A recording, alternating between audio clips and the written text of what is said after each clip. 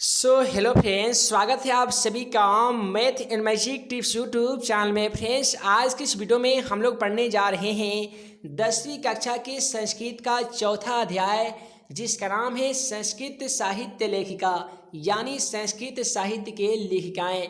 तो दोस्तों, आप सभी को मालूम होगा कि हम लोग जिस भी पाठ को शुरुआत करते हैं ना, तो पाठ को शुरू करने से पहले उस पाठ का हम लोग परिचय जान लेते हैं। तो यहाँ पे आसान भाषा में जानिए कि इसका पाठ परिचय यह हमें बताता है कि संस्कृत की सेवा जिस प्रकार पुरुषों के द्वारा की गई है, ठीक उसी प्रकार महिलाओं ने भी वैदिक युग से लेकर आज तक इसमें भाग लिया है। यानी इस पाठ के माध्यम से बताया गया है कि संस्कृत के क्षेत्र में जिस प्रकार से महत्वपूर्ण योगदान पुरुषों का माना जाता है, ठीक उसी प्रकार से वैदिक गुणों से लेकर और आज तक के युगों में महिलाओं का भी योगदान संस्कृत के साहित्य में बहुत ही ज़्यादा माना जाता है। प्रायः इस पाठ की उपेक्षा हुई है कि प्रस्तुत पाठ में संक्षिप्त रूप से संस्कृत की प्रमुख लेखिकाओं का उल्लेख किया गया है एवं उसके योगदान संस्कृत साहित्य में अमर है।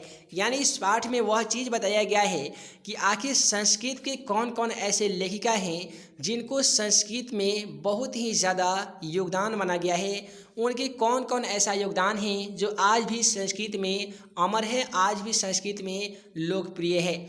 उसके बाद में अब हम लोग यहाँ से पाठ को शुरुआत करते हैं। आपका पाठ का पहला लाइन कहता है समाजस्य यानम पुरुषय नारी विषय च चलति, यानी समाज की जो गाड़ी है वो पुरुषों एवं स्त्रियों दोनों के द्वारा ही चलती है। साहित्य अपि उभयो समानम महत्वम, यानी साहित्य में इन दोनों का जो स्थान है ना, वो दोनों का स्थान समान बताया गया है, यानी दोनों का महत्व जो है वो इक्वल बताया गया है। आधुना सर्वाभाषु साहित्य रचनायाम स्त्रियो अपि तत्वपरः सन्ति यशश्च लभन्ते, यानी आजकल सभी भाषाओं की साहित्य रचना में स्त्रियां भी तत्पर है और यश भी पा रही है। उसके बाद में अगला लाइन कहता है कि संस्कृत साहित्य प्राचीन कालादेव साहित्य समृद्धियों योगदानम न्यूनाधिकम प्राप्त है, यानी संस्कृत साहित्य में प्राचीन काल से ही संस्कृत को समृद्ध करने में दोनों का योगदान कम से अधिक के रूप में प्राप्त होता है। यानी यदि संस्कृत के योगदान को मजबूत बनाने के लिए, संस्कृत को जड़ को मजबूत बनाने के लिए यदि 10 पुरुषों का योगदान रहता है, तो कहीं ना कहीं उनमें से 7 से 8 स्त्रियां का भी योगदान रहता है। उसके बाद में बोला गया है कि पाठे अस्मिन प्रतिष्ठानाम, यानी इस पाठ में अति प्रसिद्ध संस्कृत के लेखिका नामेव चर्चा वर्तेन एन साहित्य निधि पूर्णये तासाम योगदानम ज्ञायते, यानी इस पाठ में अति प्रसिद्ध लेखिकाओं की चर्चा की गई है जिसने साहित्य रूपी खजाना को भरने में उन स्त्रियों का योगदान के बारे में जानकारी होती है। अब यहाँ से आपका लाइन मजेदार शुरू होता है। विपुलम संस्कृत साहित्यम विभिन्न कवि भी शास्त्र कर्षस्य संवर्धितम, इसका हिंदी अर्थ होता है कि विशाल संस्कृत साहित्य अनेक कवियों तथा शास्त्रकारों के द्वारा अधिक समृद्ध किया गया है। अगला लाइन कहता है वैदिक कालादारभ्य शास्त्राणाम काव्यानाश्च रचने संरक्षणे तथा यथा पुरुषा दत्तचिताः अभवन् तथैव स्त्रियो अपि दत्तावधानः प्राप्तन्ते, यानी वैदिक काल के आरंभ से, यानी जब वैदिक काल की शुरुआत हुई थी उस समय से ही शास्त्र तथा काव्यों की रचना और उसके संरक्षण में पुरुष के समान स्त्रियां भी सावधान रहा करती थी। ऋषिका अपि सन्ति ऋग्वेदे चतुर्विंशति अर्थवेदे च पंच ऋषिका मंत्र दर्शनत्य नीति असंते यथा यमी अपाला उर्वशी इंद्राणी वगामाभृणी इत्यादि। इसमें बताया गया है कि वैदिक युग काल में ऋषि एवं ऋषिका पति और पत्नी दोनों ही मंत्र की रचना किया करते थे। अब ऋग्वेद में 24 और अर्थवेद में 5 ऋषि की पत्नियों की उल्लेखित किया गया है। अब यहीं से मैट्रिक के एग्जाम पेपर में सवाल पूछा गया था कि ऋग्वेद में कितने संस्कृत के लेखिकाओं का वर्णन है, यानी कितने ऋषिकाओं का वर्णन है। तो आप बताएंगे कि सर ऋग्वेद में ऋषिकाओं अर्थात संस्कृत साहित्य के लेखिकाओं की जो वर्णन है ना वो 24 है।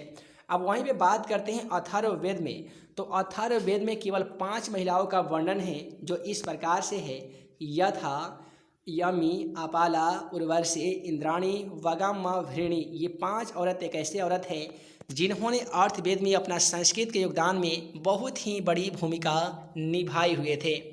उसके बाद में यहाँ पे आता है बृहदारण्यक उपनिषद में याज्ञवल्क्य पत्नी मैत्रेयी दर्शनकी करुचिमती वर्णिता यानम याज्ञवल्क्य आत्मतत्त्वं शिक्षयति। यानी कहा जाता है कि बृहदारण्यक उपनिषद में याज्ञवल्क्य की पत्नी मैत्रेयी दार्शनिक रूप में वर्णित की गई वर्णिता याम याज्ञवल्क्य आत्मतत्व शिक्षति, यानी उसका वर्णित की गई है जिनको याज्ञवल्क्य जी अपने आत्मतत्व की शिक्षा उन्हें दिया करते थे।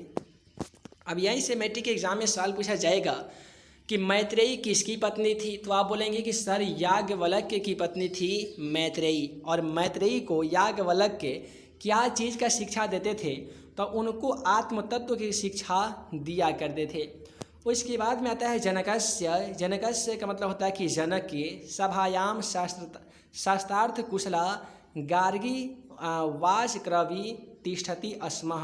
जनक की सभा में शास्त्रार्थ कुशल गार्गी नामक विदुषी रहा करती थी, वहाँ पे एक लड़की रहा करती थी। महाभारते अपि जीवन पर्यंतनम वेदांतनु शिरे न प्रायः सुलभाया वर्णम लभते। यानी महाभारत में भी जीवन पर्यंत वेदांत अध्ययन में स्त्रिया की भूमिका काफ़ी महत्वपूर्ण मानी जाती है। यह बात आसानी से वर्णित मिलती है महाभारत में। अब यहीं से मैट्रिक के एग्जाम पेपर में सवाल पूछा गया था कि इनमें से किन लेखिकाओं का वर्णन महाभारत में मिलता है, तो वहाँ पे क्वेश्चन का सही जवाब सुलभा हो जाएगा। यानी सुलभा एक ऐसी औरत है जिनका जो वर्णन है ना वो महाभारत में भी देखने को मिलता है। उसके बाद में यहाँ पे कहता है कि लौकिक संस्कृत साहित्य प्रायेण चत्वारिंशत्वर्षाणि यात्रिणा सार्धशतं पदानि अस्पष्ट रूपेण स्तुते लभन्ते। यहाँ पे कहा जाता है कि लौकिक संस्कृत साहित्य में प्रायः, यहाँ पे प्रायेण का मतलब होता है प्रायः, चत्वारिंशत्वर्षाणि के मतलब 40 कवियों का 150 पद स्पष्ट रूप से देखने को मिलता है। अब यहाँ पे तासु विजयांका प्रथम कल्पा वर्तते, जिनमें से विजयांका का प्रथम कल्प है। सा च श्याम वर्णादिशीति पदेनानेन स्फुटी भवति। वह श्याम वर्ण की थी और इस पद से स्पष्ट होता है। अब आइए वो पद कौन सा है जान लेते हैं। तो यहाँ पे एक श्लोक की तरह आपके बुक में यहाँ पे पद दिया गया होगा कि नीलो उत्पदम यशाला श्यामलम विषयांका काम जातना। उसके बाद में दिया गया होगा कि वृथय दंडिना प्रोक्ता सर्व शुक्ला सरस्वती। यानी नीले कमल के समान श्याम वर्ण की विषयांका को ना जानते हुए सरस्वती को सर्व शुक्ला दंडी के द्वारा व्यर्थ ही की गई है। अब यहीं से मैट्रिक के एग्जाम में पूछा जाता है कि सर्व शुक्ला सरस्वती किसे कहा गया है, ठीक है। तो आप यहाँ पे बता सकते हैं कि दंडी को ही सर्व शुक्ला सरस्वती कहा गया है। उसके बाद में अगला लाइन कहता है तस्य कालः, यानी उनका समय, अष्टम शतक मृत्यो नियते चालुक्य वंशस्य चंद्रादित्य राज्ञी चालुक्य वंशस्य चंद्रादित्य राज्ञी विजय भाटारिको विजयांका इति मन्यते। यानी उनका समय 8वीं शताब्दी का अनुमान लगाया जाता है अनेक विद्वानों के द्वारा। यहाँ पे बोला गया अनेक विद्वानों के द्वारा।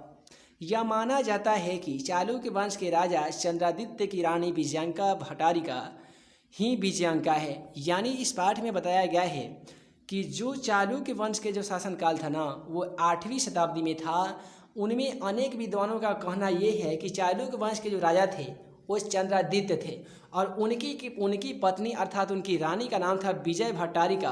और वहीं विजय भट्टारिका आगे चलकर संस्कृत के क्षेत्र में बहुत ही ज़्यादा महत्वपूर्ण भूमिका निभाई, जिसके कारण विजय भट्टारिका से वे विजयांका नामक लेखिका बन गई। उसके बाद में आता है किंच शिला यानी कुछ शिला, भटारिका, देवकुमारिका, रामभद्ररामा प्रभृतियों दक्षिणा भारतीय संस्कृत साहित्य लेखिका अस्पष्ट पदई प्रसिद्ध, यानी कुछ शिला और भट्टारिका, देवकुमारिका, रामभद्राम्बा इत्यादि दक्षिण भारतीय संस्कृत लेखिकाओं की कविताएं प्रसिद्ध हैं।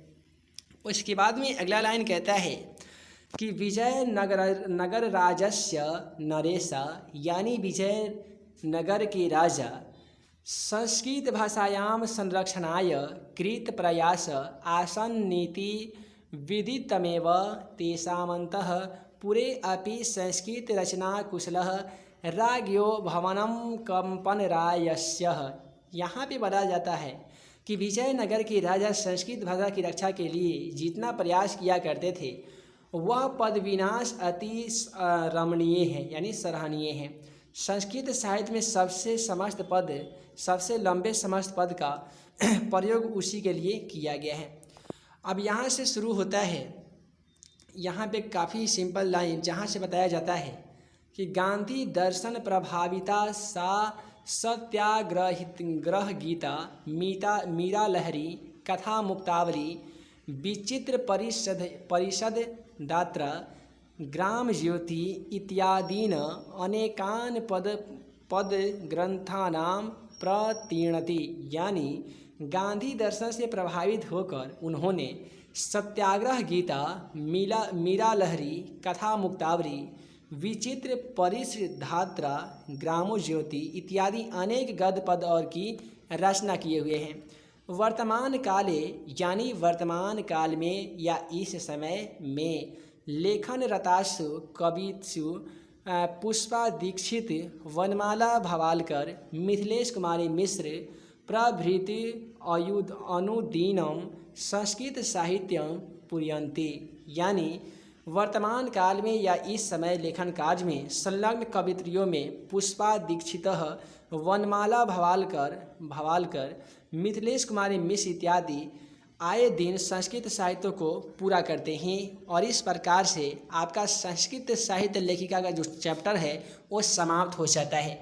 अब यहीं से सवाल पूछा जाएगा मैट्रिक एग्जाम पेपर में कि वर्तमान काल में संस्कृत साहित्य लेखिकाओं में सबसे महत्वपूर्ण प्रथम स्थान किसका है, तो आप बताएंगे कि सर मिथिलेश कुमारी मिश्र का है।